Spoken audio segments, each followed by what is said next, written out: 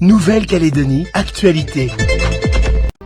Selon l'Institut de la statistique et des études économiques, la population de la Nouvelle-Calédonie baisse pour la deuxième année consécutive. Dans son dernier rapport, l'ISEE compte une perte de 1300 habitants entre 2021 et 2022. Décryptage dans un instant. Nos politiques sont revenus de Paris la semaine dernière avec un projet d'accord du gouvernement. Le document ne fait pas l'unanimité, tout particulièrement dans le camp indépendantiste. Pour en parler, nous recevrons ce soir Laurie Oumini, secrétaire générale du Rassemblement démocratique océanien, le RDO, la composante à l'animation du FLNKS. Elle est notre invitée du jour. À la veille de la rencontre du troisième match de poule de la Coupe du Monde qui va opposer la France contre la Namibie dès 6h du matin de demain matin donc pour nous, on parle rugby ce soir à Marais. Le Collège de la Roche a ouvert une section rugby en 2021, l'une des deux seules qui est en place au pays. Nous sommes allés à la rencontre des jeunes. Et ce soir, dans notre troisième épisode du feuilleton de la semaine consacré aux préparatifs de la foire de Koumak, nous irons à la rencontre de Ever et Kelly, deux juments élevés dans l'écurie de la famille Marlier à Vaud. Vous le verrez, une histoire de passion pour le cheval dès le plus jeune âge. Avant de développer nos titres, les usagers de l'IFU confirment la levée vendredi du blocage des avions. Si aucune avancée n'est trouvée d'ici lundi, l'association des consommateurs de l'IFU menace de refermer dès mardi l'aéroport de Wanaham. Cette fois-ci, pour une durée illimitée. Les usagers déclinent la proposition du gouvernement. On écoute le coordinateur de l'association des consommateurs de l'IFU, Gaspard Savoisa, au micro de Henri Nailolo. Demain soir, on lève le piquet de grève, on va laisser Air Calédonie naviguer. Et lundi, on descend, on informe la population. Il y aura on va faire des informations dans les tribus, encore une fois, pour dire qu'à partir de mardi, on va fermer Air Calédonie, mais ça sera illimité. Donc aujourd'hui, on a reçu un mail de la part du gouvernement disant qu'on sera invité le 27 septembre à Nouméa. Donc on a soumis ça, on a expliqué ça à la population, parce qu'en fait la lutte c'est la population. On leur a proposé, on leur a dit que voilà, l'invitation, ça sera pour discuter à Nouméa. Et ils ont rejeté en bloc cette proposition-là, disant qu'on veut maintenant du concret. On ne veut plus discuter à Nouméa. Ils disent qu'il faut arrêter de distribuer des bonbons. On veut maintenant discuter sur place.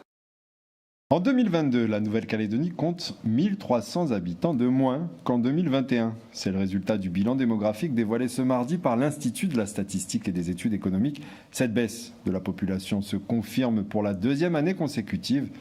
Décryptage avec Maëlys Vézir et Mara Lourde. Selon les estimations de l'Institut de la statistique des études économiques, la Nouvelle-Calédonie perd depuis 2 ans plus de 1000 habitants par an. Précisément 1040 en 2021 et 1305 en 2022. En cause, des naissances qui ne comblent pas les départs du pays. Si en 2022, le pays a enregistré 1905 naissances de plus que de décès, elles sont en baisse. Elles diminuent même de façon continue depuis 2019. En parallèle, la hausse brutale des décès depuis les 2 années Covid a conduit à la baisse du solde naturel, c'est-à-dire la différence entre les naissances et les décès. Ce solde ne permet plus aujourd'hui de compenser le déficit migratoire. En effet, deuxième cause de cette baisse démographique, un solde migratoire décroissant depuis 8 ans. En 2022, on compte 3200 départs de plus que d'arrivées sur le territoire, un chiffre établi à partir des nombres de départs et d'arrivées par avion à l'aéroport de Tantouta. Le recensement de la population de 2024 permettra d'affiner ces résultats. Pour rappel, la Nouvelle-Calédonie comptabilise aujourd'hui 268 500 habitants. En bref, ce matin, le président de l'Union calédonienne, Daniel Goa, a été condamné à 6 mois de prison avec sursis, 200 000 francs d'amende et une annulation de permis pour alcool au volant. Il comparaissait au tribunal de Nouméa sur reconnaissance préalable de culpabilité pour des faits survenus le 13 juillet dernier. Ce jour-là, il avait été contrôlé par la gendarmerie à Vaud, à son volant, avec un taux d'alcoolémie de 0,8 g par litre de sang. Daniel Goa était en état de récidive. Il avait déjà été condamné pour conduite en état d'ivresse en décembre dernier. Ouvrons ouvrons une page politique. Ce soir, nous revenons sur les discussions de l'avenir institutionnel et la proposition d'un nouvel accord par l'État. Le document présenté ne fait pas l'unanimité dans le camp indépendantiste. On en parle avec notre invité du jour.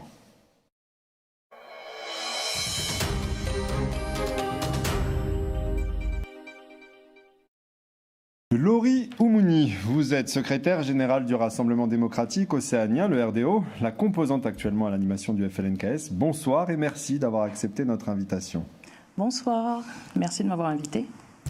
Alors, depuis son retour de Paris, la délégation indépendantiste semble divisée sur la suite à donner aux discussions. L'Union calédonienne suspend les négociations, l'Union progressiste en Mélanésie, l'UPM, veut tenir ses engagements. Le FLNKS a tenu son bureau politique hier. A-t-il permis finalement de trouver un consensus? Alors je trouve que le mot division est un peu trop exagéré en fait concernant le FLNKS. On a l'habitude au sein du FLNKS d'avoir chacun nos positions et c'est à la suite de débats, d'échanges, de discussions qu'effectivement on arrive à trouver un consensus pour justement conserver cette unité. Donc effectivement, l'État a posé un projet sur la table et il a le mérite de l'avoir posé. Donc ça a été proposé à notre délégation. Aujourd'hui, on en a discuté effectivement hier. Donc on est d'accord pour dire qu'effectivement l'État a le mérite de l'avoir posé sur la table. Mais aujourd'hui, est-ce qu'il est acceptable en l'état? Pas du tout. Donc pour chacun d'entre nous, il est inacceptable. Justement, en l'état. Voilà. L'Union calédonienne parle d'un document qui ramène 30 ans en arrière. Qu'en pensez-vous? Alors effectivement, il ramène 30 ans en arrière. Il y a plusieurs exemples, notamment, et je pense que ça a pu être lu dans la presse, lorsqu'on diminue effectivement l'ensemble des élus représentés au Congrès et qu'on favorise principalement une province qui est la province sud. Donc ça participe clairement à une néocolonisation de nos institutions. Donc on revient dans effectivement 30 ans en arrière où l'État veut encore diminuer ou en tous les cas freiner la représentation en fait, des indépendantistes au sein des institutions. Je prends l'exemple également du corps électoral gelé où une ouverture du corps électoral, pareil, reviendrait à une néocolonisation de la population. Donc je pense qu'aujourd'hui... Il faut réfléchir à tout ça, il faut se mettre autour de la table parce que clairement, malgré les efforts du FLNKS d'avoir rouvert le dialogue après le contentieux du 12 décembre 2021, aujourd'hui, on se rend compte qu'effectivement, on a l'impression que l'État n'a pas entendu nos demandes. Et est-ce le document réaffirme, je cite, l'attachement à la méthode, aux principes et aux orientations tracées dans le préambule de l'accord de Nouméa? Mais d'après vous, justement, est-ce que ce texte respecte-t-il l'accord signé en 98, pardon. Eh ben, l'accord de Nouméa. Je pense que non. Donc on est clair, étant donné que effectivement ce document nous fait revenir 30 ans en arrière, ça veut simplement dire qu'effectivement il ne s'inscrit pas dans la lettre, dans le fond et la forme de l'accord de Nouméa. Donc aujourd'hui, 30 ans après, on a l'impression que rien n'a été fait durant ces 30 dernières années. Dans ce document également, l'État prévoit une refonte des institutions locales avec notamment une légère redistribution dans la répartition des sièges au Congrès. Comment la mouvance indépendantiste perçoit-elle cette proposition? Elle a le mérite d'être posée, mais clairement, et je l'ai dit et je le répète encore, effectivement, on a l'impression qu'on revient à une néocolonisation de nos institutions où effectivement on veut réduire la présence indépendantiste au sein des institutions. Et ça donne l'impression qu'en fait, parce que c'est la première fois, là, c'est la première mandature où effectivement l'ensemble des indépendantistes sont à la tête d'une grande majorité en fait, des institutions du pays. Donc ce projet, en fait, après 30 ans, on a l'impression qu'on veut revenir à l'origine, c'est-à-dire où effectivement les non-indépendantistes étaient à la tête de nos institutions. Donc c'est clairement une néocolonisation de notre pays, encore une fois.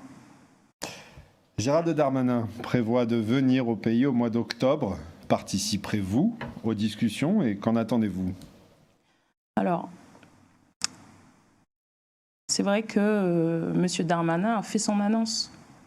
Et aujourd'hui, le FLNKS a besoin de chacun se retrouver déjà avec ses instances. Chacun des groupes de pression qui sont au sein du FLNKS aura ses congrès à tenir avant la fin de l'année. Et simplement pour peut-être un message à M. Darmanin, s'il m'entend, pour lui éviter un déplacement inutile, le mieux pour lui est d'attendre clairement que le congrès du FLNKS se tienne. Peut-on imaginer que toutes les composantes du FLNKS seront présentes si on respecte justement les échéances ? Il y a effectivement le congrès du FLNKS justement a été mis en place par l'ensemble des groupes de pression pour pouvoir justement garder cette unité, mais surtout pour pouvoir garder la même ligne politique. Donc effectivement, si ce congrès ne se tient pas ou n'est pas tenu, ce sera difficile d'avoir tout le monde autour de la table. Et donc chacun des groupes de pression, si tel est son souhait, ira rencontrer peut-être M. Darmanin, mais en son propre nom. Et ce ne sera pas au nom de la mouvance indépendantiste, ou en tous les cas, au nom du FLNKS. Laurie Oumini, secrétaire générale du Rassemblement démocratique océanien, le RDO, merci d'être venue sur notre plateau et en direct depuis Nouméa. Merci pour cet échange. Je vous en prie. Merci. Rugby. À l'heure de la Coupe du Monde, où brillent les joueurs calédoniens en équipe de France, peut-être que la relève se prépare aujourd'hui du côté de Marais. Depuis 2021, le collège de La Roche est le deuxième du pays à proposer une section rugby. Malgré l'insularité de Nengoné, les encadrants et les joueurs continuent de développer cette passion qui semble attirer aujourd'hui plus de filles que de garçons. Duke Menango a-t-il marqué son essai ? Réponse.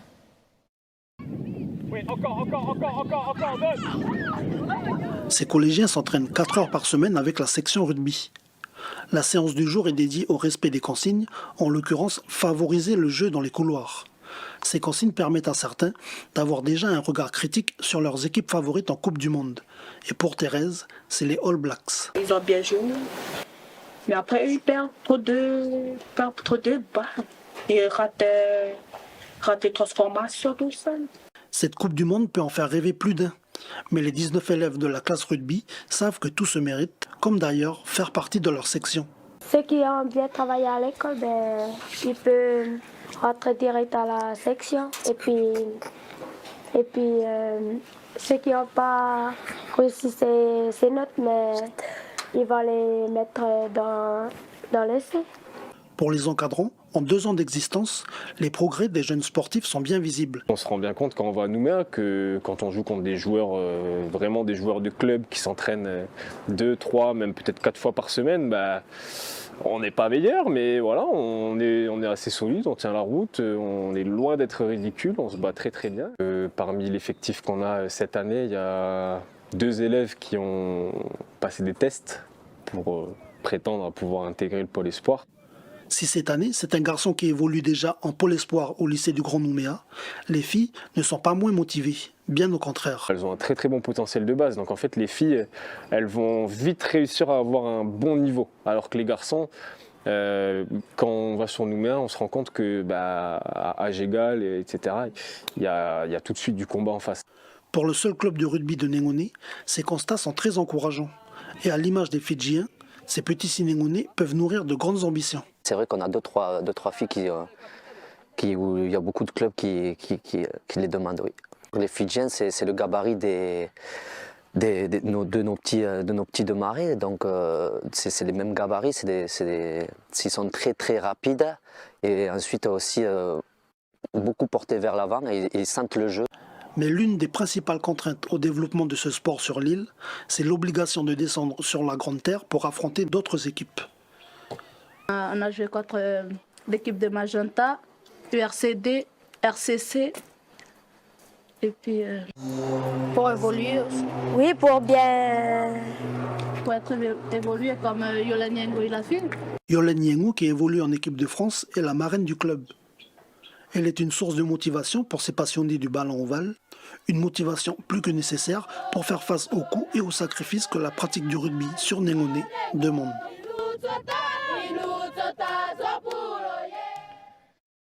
C'est désormais le moment de découvrir le 3e épisode de notre feuilleton de la semaine consacré aux préparatifs de la foire de Koumak.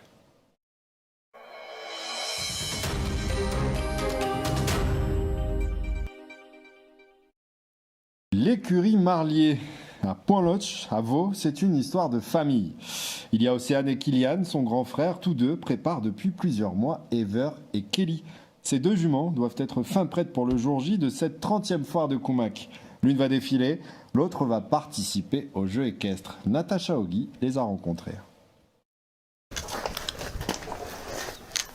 Séance beauté cet après-midi pour Ever, cette jument à Palouza de 9 ans. Du haut de ses 10 ans, Océane, sa cavalière, est aux petits soins, curage des pattes, brossage des poils, Ever est chouchoutée. On va lui mettre du démêlant.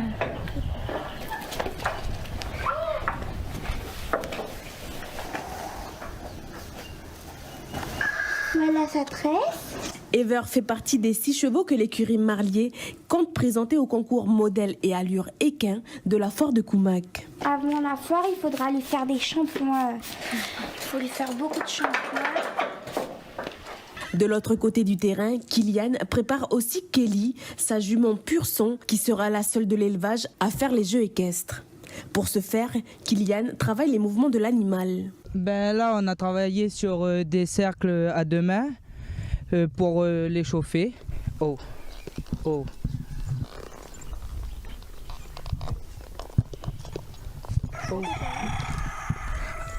Après, on a travaillé sur un 8 avec 2 fûts pour pouvoir l'entraîner un peu à tourner des 2 mains et à pouvoir m'entraîner moi aussi à comment je pourrais faire pour améliorer le jour de la foire.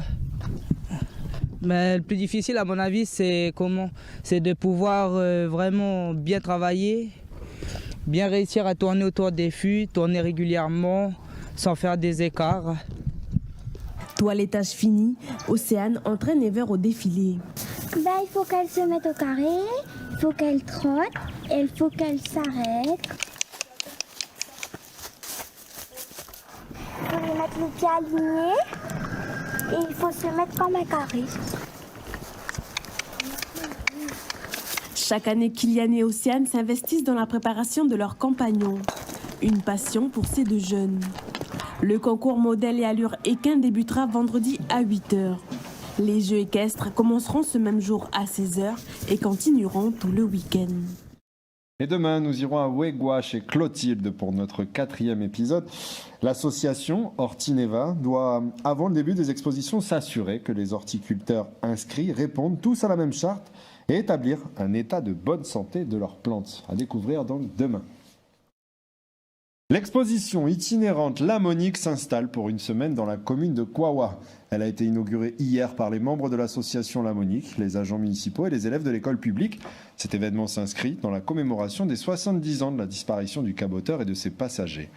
Anissa Toussi nous en fait découvrir un avant-goût.